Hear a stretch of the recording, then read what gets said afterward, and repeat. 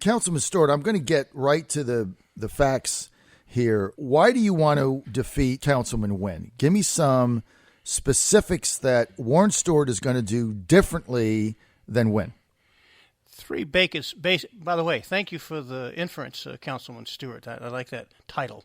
Anyway, the basic three ideas are saving city money, safety, neighborhood safety, and schools. It's not that I'm so interested in defeating anyone. What I'm interested in doing is pursuing something better. I believe that I can, where things have been done well, help make them better. And where things have not been done well, I can help them make them better. So I'm not focusing on defeating anything or being against anything. What I am is for better neighborhood safety, more student achievement in schools, and saving city money in order to accomplish those two things. All right, everybody's trying to save money. That's a common mantra. Every candidate I've ever had on in the history of politics comes on and says they're going to save money by doing whatever. Then they get in and they spend more. So I'm just going to skip over that. A couple minutes ago, we had on mayoral candidate Sheriff Bob McCabe. And Sheriff McCabe said that one of the issues and why Norfolk public schools are failing to the extent they are, and this is just staggering for people, 60% of the public schools in Norfolk non-accredited. I mean, it's a staggering number in a city with a history that Norfolk has. To have a school system that dilapidated is almost, to me, criminal. Now, Bob says one of the issues is there's a average $7,000 starting pay gap between a teacher in Norfolk and a teacher in Virginia Beach. You were actually a teacher in the Norfolk. I was a teacher in Norfolk, but I was a superintendent of schools and for the State Department of Education. Right. 2 governors sent me around the state to fix schools. Right. So I know a lot about this. So that's why we're going to focus on this issue. So you've taught school in this area. You understand that the pay gap is real because if I'm going into teaching or if I'm looking for a teaching job and I'm a really good teacher and I get another $7,000 in Virginia Beach, I'm out of here, basically. So you're not going to get the top talent. How do you deal with that? First of all, as an educator for 35 years and someone who began in Norfolk, when I left business and as a military training officer and went into education, they were integrating schools in Norfolk. The superintendent then said, Warren, I need your help because he knew what I had done in other areas. So in the 70s, I was part of assisting in the integration of Norfolk Public Schools. I did so well here. Then people said, why don't you go to the University of Virginia and get your doctorate? And I did so well there. Then I became an employee of the state of Virginia, where I traveled around the state, was Virginia's first dropout prevention coordinator. The reason why I give you that context, I have a lot of experience in this area. Teachers, outside of the home, outside of the parents, outside of the student themselves, teachers are the most important element in improving student achievement and helping students learn. But remember, when a student takes a test, it's that student's test. The second most important thing is the amount of time we offer the teachers to do what they need to do. So there's a whole lot that goes into the issue, but teacher salaries is a critical element. I'd like to also apply later, before we leave, that concept to the whole idea of safety and the salaries we pay of our police persons. Well, that's the other issue, and Sheriff McCabe brought that up also, that our police in Norfolk are underpaid, and we're going to get to crime in a second, which is the other issue in this city that we have to talk about. So we've identified the problem. We have a failing public school system in Norfolk. I just had Barkley Wynn on. None of his children or grandchildren went to public school. Now he says, well, we'll have a legacy of going to Norfolk Academy, great private school. Well, his family has the means to do that. The majority of families in Norfolk simply don't have that economic luxury. And so, Dr. Stewart, what happens is those children are simply trapped in a failing school system with no way out. They have no opportunity to get out. Now, we had Andrea on who said, well, we have a system where we can take children from one school district to the other within the Norfolk area. Sounds great. She has the economic means to drive them there. Other students are trapped because they have to rely on public transportation, or they have a single mom or single dad, only one vehicle. They don't have that option. I mean, this is reality. Dr. Stewart, and everybody is getting around the edges. How do you fix it? I do know reality. I fixed reality. I fixed one school system, taking it from 88th in the state in the 90s to number 10th in the state. For the state of Virginia, I was sent by 2 governors around the state. I know how to fix it, and teachers are the critical element. And so it's good you talk about one element, which is the teacher. Also, time, the amount of time. We have a lot more time.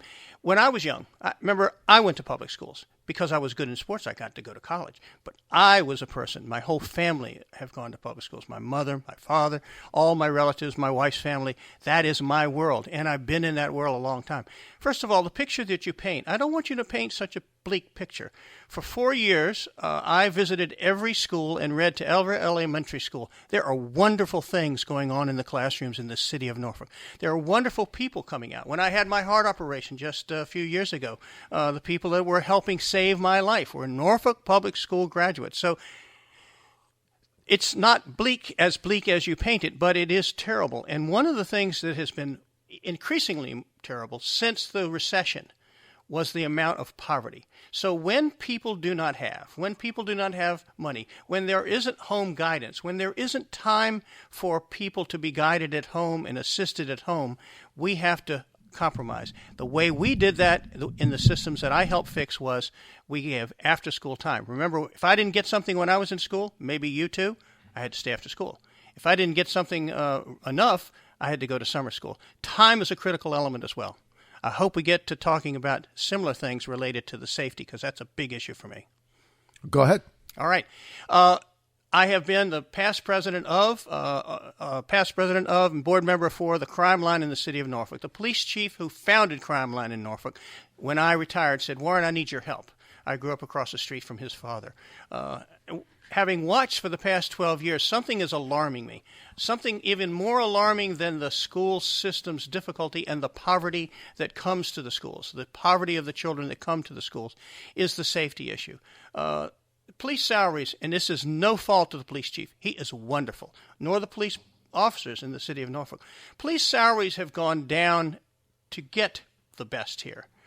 Retirements, some people say 1 COLA in 8 years, no COLA in 6 years. I can't tell you. I can only go on what people have told me who have the data. So harder to keep the best, harder to get the best, harder to keep the best, and fewer of them on the streets. That's a recipe for difficulty. Paying attention to the news, watch the news, you know that people have admitted we have an issue of safety. Last week, Diggs Park in south side of Norfolk said, the community said, "We've had enough. We've got to do something to fix this." The minister said, "Please, everyone, do something about it." For 12 years, I've been watching it closely. That alarms me the most. So the issue that I want to attack first, the issue that I want, it's not Mr. Wynn I want to attack. The issue I want to attack is how to get and keep the best police persons. Well, Dr. Stewart, that sounds great. Right? And certainly you've got the credentials. But what I'm short on right now is specific policy proposals. So let's get back to the failing school system. Good. Teachers pay, additional time. All that costs money, right? If you're on city council, how do you fund that? How do you implement that system? The funding for the teacher's salary is there. We have a new superintendent who I hope is someone who can make the right decisions. I was on the school board when we hired the most recent superintendent who came in saying all the right things. Remember, I was a superintendent who turned around a school system that was 88th in the state and then was 10th when I retired. What was that system, by the way? Goochland County, where Short Pump begins and almost all the way to Charlotte. Tell you what, I know it well. Yeah. We own a radio station there. Yeah, I heard Chester. Y'all are in Chester. At Chester, and we have a separate station in Goochland, and we broadcast the Goochland High School football games. I tell you what is interesting is that now Goochland has the reputation as one of the best school systems in Virginia. We have Do you know who brought them there? You know who brought them there? Who? Me. I built the first secondary school that had been built since 1938. I built community support. I have an article here from the Richmond Times-Dispatch. Editorial page said, "This guy is fantastic," 1996. So I was the person who took them from rags to riches, not bragging. It's in print. They have a great school system and a fabulous high school. Right there. I built that new high school. I've been there many times. Yeah, it's excellent. Do you know what we did to Although the old high school? You do need to improve the football press box, okay? That you need to get somebody, call somebody up there and said, John wants a better press box. Other than that, it's fine. Yeah, well, it was an honor to be there. When I went there as an assistant superintendent, and I had been at the Department of Education. I wanted to put everything that I had been preaching into practice. I had the honor of working with the community. It took 6 years. 6 years to reverse a lot of the difficulties. But the community did it, and parental involvement is a critical element. And parental involvement is one of the elements. You notice that I say I want to serve. Look at the R. Renew educational commitment first from the parents. All right, so get back to specific policy. How are you going to find to get an after-school program and to increase teachers' pay, which is the two things you've identified to do? Where is this money? Is it just going to magically appear? Money is there. Where is it? The money for the salaries is there. Is it under the rug? Is it behind the... No, it is there. Remember, I was asked... well, give me an example. Of what? Where it might be. It's in the budget. The money to accomplish what they want to accomplish, salary rise, is there. If the 3% that was just approved by... that was just proposed by the school board to the city council is approved, that's a start. The money for the after school and summer school, I'm not talking about weekends because that's where the parents need to kick in. People who go to temple need to figure out how they're going to help students on Saturday. People who go to church on Sunday need to figure out how they're going to help the children on Sunday. But the after school and the Saturday school, that's in the budget. You know, the gentleman we hired as superintendent came in saying he's going to involve parents with parent compacts. He didn't do it. He said he's going to have partnerships to assist with mentorships. I set up a mentor by modem program with VCU that was outstanding and was publicized regularly in the newspaper in the 90s, long before people had all the contacts with technology. The money was there. The gentleman said he was going to involve parents, he was going to involve the community, he was going to have partnerships, was going to extend time after school, was going to extend the school year. He didn't do anything, and before I left, he left. So what are you going to do now? I'm trying to get to a specific... What I'm going to do now? Dr. Stewart, you got to give me some meat here. You got to show me some meat. Show me the beef. What are you going to do specifically? For schools? Yes. I am going to advocate that they have after-school programs for the students that need them. Remember, we have a high degree of poverty. I helped integrate the school system in the city of Norfolk. I know the poverty is here. I'm one of those poor kids. My dad died when I was 2. My mother had no money. Had I not been good at football, baseball, and wrestling, I would have never got to go to college. So I came from that environment. I know that environment, poor environment. We have a lot of those folks. They need help. And it's perhaps not the parents' fault, but it is the parents' situation because they are absent. They're absent. And when the recession hit, if they had any job, then they had no job. So we need to help in after-school time. We need to provide more time for them. And the money is in there in the entitlement program. You may not have read about it, but a couple of years ago, money was not spent in a proper way because of lack of management by the superintendent of schools. That money could have been spent in those after-school program and the summer school programs. Then we've got to encourage parents and the community. The very ministers, the very community members that say they want to help, they will help. I did that in the city of Norfolk in the 70s. I carried that to Hanover County, had a county-wide program that was successful. Because of that, I got money to go to the University of Virginia and get a doctorate. It succeeded in Alexandria, Virginia, and then the Norfolk, and then the Goochland Public Schools. You can attest to the fact of how good they are now. No, they are excellent. Let's get to crime, rampant in Norfolk. And again, I don't want to paint a bad picture, but I mean, it is what it is. And I just had Councilman Wynn on, and he said, we need to be a cheerleader.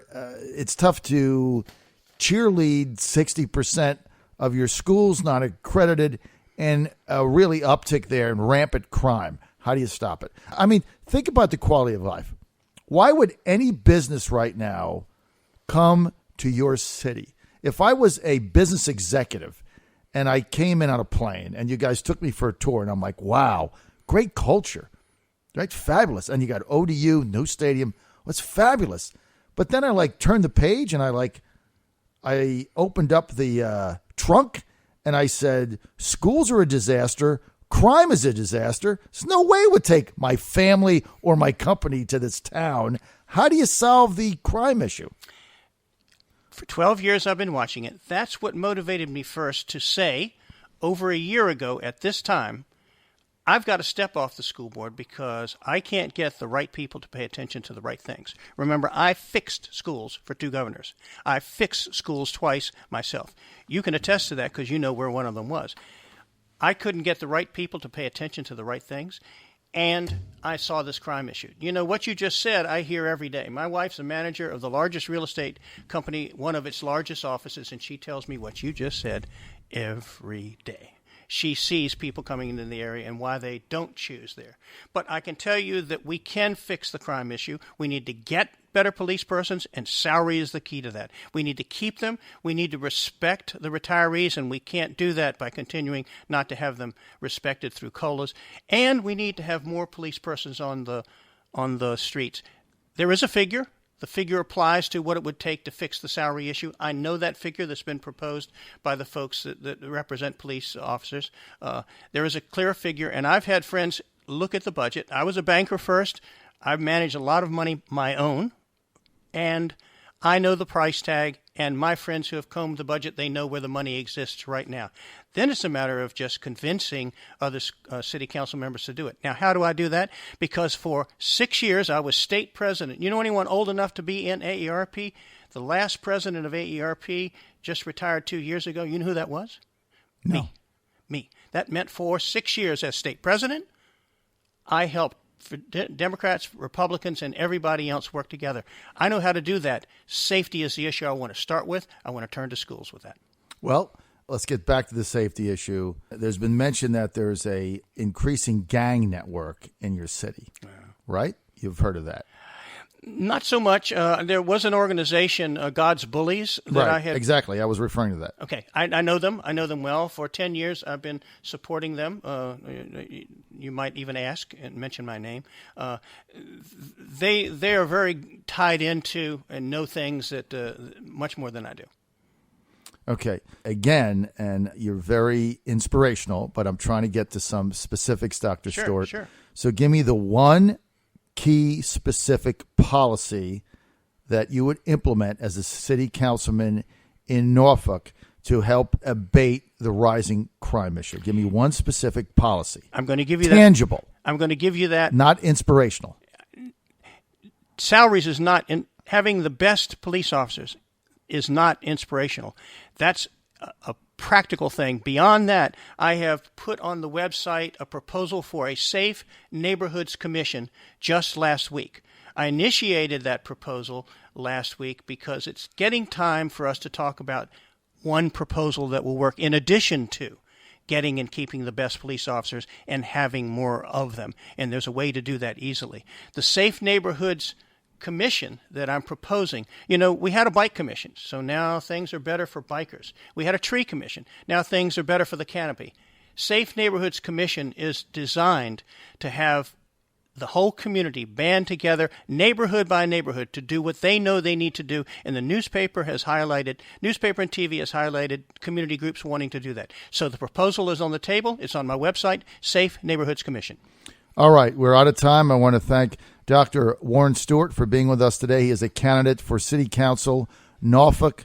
This is nonpartisan election Super Ward 6 incumbent Barkley Wynn.